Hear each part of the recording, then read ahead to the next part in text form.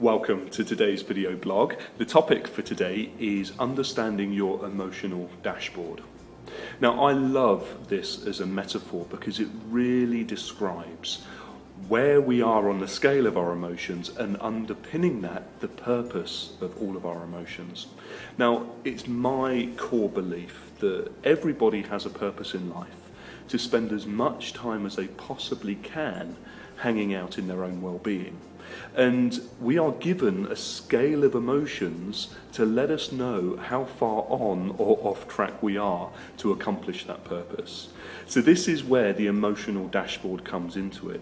Think about the dashboard in a car. Now, there's all kinds of dials and widgets and all of that gubbins, but also there's warning lights that you very rarely see. Think about when those warning lights come on. When are they designed to appear? It's not when the car's running really well. It's when there's something that needs our attention that if we don't look at could end up jeopardizing the functionality of the car and therefore prevent us from getting to where we want to get to in the future. When everything is running really well, then the car, you could say, is hanging out in its own well-being, and that's like us. When our lives are really in alignment, i.e. we're feeling emotions at the high end of the scale, such as happiness, love, peace, excitement, joy, there's nothing we need to do, just enjoy. It's nature's way of telling us that we're on track. But when we get to the lower end of the scale and we feel things like worry, frustration, anxiety, even depression, that's nature's way of letting us know that there's something that needs to be addressed.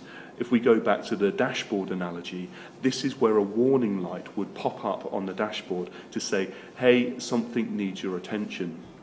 Now, where we can often get this wrong is to focus our attention in the wrong place. If the dashboard warning light comes on, what that's not requiring us to do is just find a way of making the light go out. It's about taking time to reflect back on what could possibly be wrong with the car and then fixing the trigger of the effect. So one way that I might make the light go out on a dashboard of my car is to simply take the bulb out. I could mistakenly believe that because now there's no longer a light vying for my attention on the dashboard, that there's no longer a problem. But of course, we would know deep down that there really is. So my question for you is, think about the things that you may have been worried about, frustrated by, things that make you feel that you are not quite in the alignment of where you really want to be going in your life. And then understand, where have you been focusing most of your attention?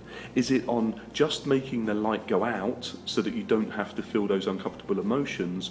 Or is it focusing on what is the emotion trying to tell you about what needs to be fixed in your life so that you can get back on track and hang out with your well-being? So thanks for being with me. I hope you've enjoyed today's blog. Come back and join me soon. I'll speak to you then. Take great care of yourself. Goodbye for now.